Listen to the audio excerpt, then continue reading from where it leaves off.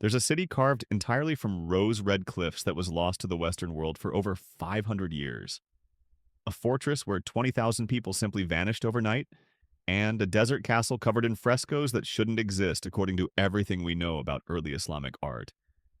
I'm standing in Jordan, a country smaller than Indiana, yet it holds more archaeological mysteries per square mile than almost anywhere on Earth. But here's what fascinates me most. These aren't just ancient ruins. They're crime scenes. Historical puzzles where the evidence doesn't quite add up. Nah. Over the next 15 minutes, I'm taking you beyond the postcard shots of Petra. We're going to places most documentaries ignore, places where archaeologists are still arguing, where theories collapse, and where the stones themselves seem to be hiding something. And if you stick with me until the end, I'll show you something that was only discovered 3 years ago. Something that's rewriting what we thought we knew about this entire region. Let's start with Petra, but not the way you've seen it before. Yes, the treasury is breathtaking. 2,000 years old, carved from solid sandstone standing 130 feet tall. But here's what nobody tells you. We still don't know how the Nabateans did it. Think about this. No scaffolding marks, no tool marks that make sense with Bronze Age technology. And here's the real puzzle. The facade is mathematically perfect. We're talking about measurements accurate to within millimeters, carved into a cliff face. I'm walking through the Esseik right now, this narrow gorge that served as Petra's main entrance. Notice these grooves in the walls? This was a sophisticated water management system. The Nabateans controlled water in one of Earth's driest places so effectively that Petra supported 20,000 people. But then you turn a corner and you see the high place of sacrifice. We're 600 feet above the city center now. There are altars up here, drainage channels carved into solid rock for blood rituals. But here's what keeps archaeologists awake at night. The precision. These channels have a gradient of exactly 2 degrees. Too steep, and the liquid flows too fast. Too shallow, and it pools. How did they calculate this without modern surveying equipment? Dr. Christopher Tuttle, who's been excavating Petra for 20 years, told me something that still gives me chills. We find new structures under Petra almost every year. Ground-penetrating radar suggests we've only excavated about 15% of the city. 15%. That means 85% of Petra is still buried beneath your feet. But here's where this story gets darker. The Nabateans didn't just abandon Petra. They vanished. An entire civilization that controlled the incense trade from Arabia to Rome, gone. Some historians blame the Romans, who annexed the Nabatean kingdom in 106 AD. Others point to a massive earthquake in 363 AD. But neither explanation holds up completely. The Romans typically absorbed conquered peoples. We should see evidence of Nabatean culture continuing, evolving, merging. We don't. And the earthquake theory? Petra was damaged, yes, but the water system still worked. The buildings could be repaired. Why would everyone leave?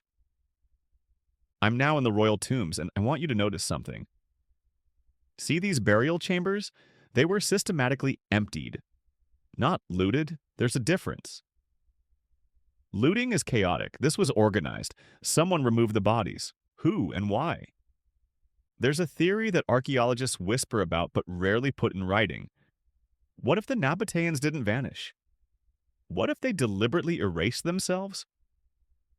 Some scholars point to the Bedouin tribes of southern Jordan. Their oral traditions contain stories that mirror Nabatean legends. Their knowledge of desert survival matches Nabatean engineering principles. Could the Nabateans have chosen to abandon their cities and return to nomadic life? And if so, what were they running from? Before you comment your theories below, and please do because this mystery needs fresh perspectives, let me show you something even stranger. 2 hours north of Petra sits a small bathhouse that shouldn't exist. Qasr Amra, built in the 8th century by an Umayyad prince. From the outside, it looks like every other desert fortress. But step inside and you're confronted with something that violates early Islamic artistic principles. Human figures everywhere. Naked human figures. The ceiling is painted as a zodiac. The walls show hunting scenes, musicians, even a fresco of 6 kings bowing to the Umayyad Caliph, including the Byzantine emperor and the Sassanid Shah.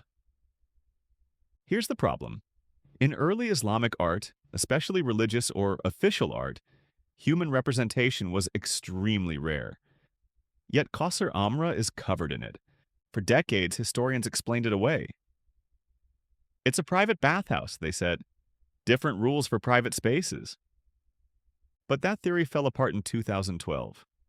Archaeologists discovered that Qasr Amra wasn't private. It was a reception hall, a place where the Umayyad prince received foreign dignitaries, which means these frescoes were meant to be seen. They were meant to make a statement. But what statement? Stand here looking at this fresco of the 6 kings. Notice anything unusual? One king is wearing a turban. That's the Sassanid ruler. One has a halo. That's the Byzantine emperor. But the others, we still don't know who they represent. And here's what makes this even more intriguing. The paint contains pigments from Egypt, minerals from Persia, and binding agents from the Mediterranean. This wasn't just art. This was a message written in materials from across 3 empires, a message we still can't fully decode. If you're enjoying this journey into Jordan's mysteries, hit that like button. It genuinely helps us reach more people who love this kind of deep dive into history, and subscribe, because we're planning a whole series on archaeological mysteries that don't have easy answers. Now let me take you to a place even most Jordanians haven't heard of. Al-Jimal, the mother of camels, a Byzantine city in northern Jordan, built entirely from black basalt stone. Here's what makes it extraordinary. It's almost perfectly preserved. Not restored, preserved. We're talking about 2-story buildings with intact roofs, churches with their altars still in place, houses where you can see the family sleeping quarters. But nobody lives here. Nobody has lived here for 1,400 years. Walking through these streets is like stepping into a moment frozen in time. There are grinding stones still sitting in kitchens, oil lamps on shelves, even graffiti scratched into walls by Byzantine soldiers. The city was thriving in the 6th century. Records show it was a major stop on the trading route between Syria and Arabia. Then, sometime around 749 AD, everyone left. No evidence of war, no plague, no earthquake damage. Just empty. Dr. Bert de Vries, who excavated here for 30 years, called it the archaeological equivalent of the Mary Celeste. The ship found abandoned, with food still on the table. But here's the detail that haunts me. In several buildings, archaeologists found doors barred from the outside. Someone locked these buildings. Someone who wasn't planning to come back. What did they know that we don't? For our final mystery, I need you to imagine something. You're an archaeologist flying over the Jordanian desert in the 1920s. Below you, stretching across hundreds of miles, you see lines. Stone walls arranged in massive V-shapes, some of them extending for miles. They're called desert kites because from the air they look like children's kites. But they're not visible from the ground. They're only visible from the air. Which raises an obvious question. How did Bronze Age peoples building these 5,000 years ago know what pattern they were creating? The official explanation is that they're hunting traps. Animals were funneled into the wide end and driven toward the narrow end, where hunters waited. But that doesn't explain the scale. Some of these structures are 40 miles long, or why so many of them are positioned in places where large animal migrations never occurred. In 2022, archaeologists using satellite imagery discovered something that changes everything. The desert kites are aligned, not with compass directions, not with astronomical bodies, with each other. They form a network that, according to new research, might have been used for communication, each kite positioned within line of sight of the next. A Bronze Age telegraph system built from stone. If that's true, it means these ancient peoples weren't just hunting. They were coordinating across distances that shouldn't have been possible with their technology. They were building something we're only now beginning to understand. Jordan isn't just a country with old ruins.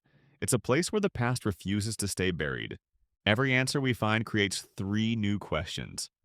Every excavation reveals that ancient peoples were more sophisticated, more connected, more capable than we give them credit for. The Nabateans who vanished, the prince who commissioned forbidden art, the city that emptied overnight, the network of stone that can only be seen from impossible heights. These aren't stories with neat conclusions. They're ongoing investigations. And honestly, that's what makes them worth exploring. Drop a comment and tell me, which of these mysteries intrigued you most? Or better yet, do you have a theory about any of them? If you want more content like this, where we go beyond the surface of famous destinations and dig into the unanswered questions, subscribe to the channel. We've got Egypt, Peru, and Cambodia coming up next. Until then, keep questioning, keep exploring. And remember, the best stories are the ones we're still trying to understand.